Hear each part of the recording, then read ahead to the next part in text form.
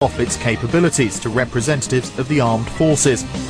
As a public relations exercise, live bacteria were again sprayed across Dorset.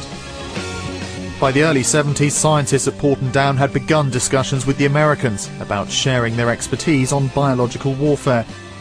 The UK had the technology to tell what germs were being used in an attack, while the Americans could detect their approach. At the time, the only other people in the Western world or other NATO countries that were working on such a project were the Americans, and they had two very good systems. So the chiefs of staff somehow managed to persuade the Americans to come over here and collaborate. The 1971 details, we were told quite a few years ago, and they did produce a document, Field Trial Report number 12, which showed trials procedures. Trials results weren't mentioned too much in there. There was even, we found out recently, a press release prepared should members of the public have found out that this was occurring in 1971. But in there was a slight lie was told. I've got to call it a lie because that's what it was. And they said that no live bacteria were sprayed at all, where in fact we know that they did spray BG live. And here's the proof. The draft press release, approved by the Under-Secretary of State. Obviously we've got some concerns in regards to the systems that have been put into place, because in May of last year there was a suspect package delivered to the Union office, the regional office, and it met all the criteria of a suspect package where there was no postage paid, it was bulky, and it met all the criteria about it should have been pulled out at its source, and yet it went through a mail centre and a delivery office and actually turned up at a point of delivery.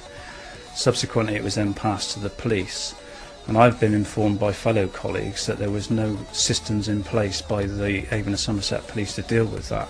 I believe that's subsequently now changed, but it does show that although there are agreements and documents and safe systems of work put in place, that obviously from May of this year that still is not necessarily the case.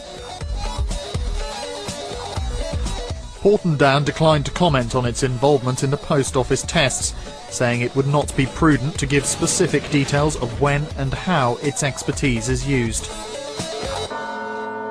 However, documents we've seen show it did assist the Health and Safety Laboratory. Royal Mail says security measures are in place. Although postal workers involved in the tests gave their consent, some question whether they were really aware of the simulant being used. The difference in this experiment to past experiments is that the post office workers did give their informed consent. They were told this is BG. Whether they were told how safe it was, I don't know. Whether they were told whether it caused food poisoning, I don't know. At the height of Porton Down's Cold War research, servicemen asked to volunteer for tests say they were kept in ignorance. In 1953, a 20-year-old airman, Ronald Madison, died shortly after coming into contact with the nerve gas sarin. He and hundreds of others had gone to Porton, thinking they were helping research into a cure for the common cold. Some thought they were taking part in physiological tests. I was told it was common cold research, and so I volunteered. I was a medic. I was working in an RAF hospital. I thought that common cold research was a worthwhile thing to do. And there were two other incentives, which obviously were worthwhile at the time. They offered an extra 2 shillings a day, which seems ludicrous by today's standards. And, of course, a weekend pass, a chance to get home and see the girlfriend. A second inquest into Madison's death has just concluded, over 50 years since he died. It recorded a verdict of unlawful killing. Those veterans who survive today, including ex-serviceman Ken Earl, claim their health has been affected by the tests carried out at Porton Down.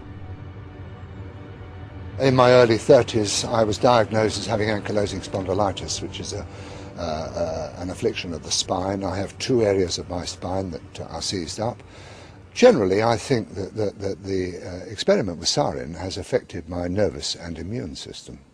I think today people are more aware of biological warfare. In the past it was always sort of a scary thing that was kept out of the way because nuclear annihilation was probably more on people's minds than biological warfare. Nowadays, because we know that biological warfare is cheap, people are more educated. We understand it's cheap, it's easier to do. I'm not going to say it's easy to do, but it's easier to do than, say, nuclear warfare or even chemical warfare. It is on people's minds, yes, but it's always been there. That danger has always been there.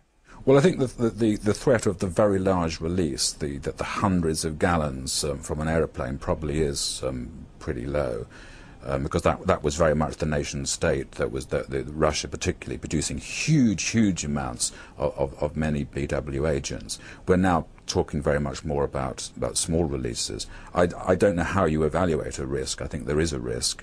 I think it's probably over-exaggerated in America. I suspect the risks here are judged in a slightly more rational and calm way than in the States. I think there is a risk. I wouldn't like to say what the risk was, but I think the risk is mainly of fairly small-scale releases of some of these BW agents. Whatever the risk today, those in power have changed the way they deal with secret documents. As we've seen from papers released after 30 years, what goes on behind closed doors is often very different from what the public is told. Actually, one of the recent innovations in government has been post-it notes. These are regarded as incredibly valuable by those in government because you can have the document, you can stick a post-it on, and the job of the person who receives the document is to read the post-it and bin it. Porton Down continues to contribute to the defence of Britain today, just as it did during the Cold War. We'll have to wait 30 years before getting any clue as to what it's involved in now.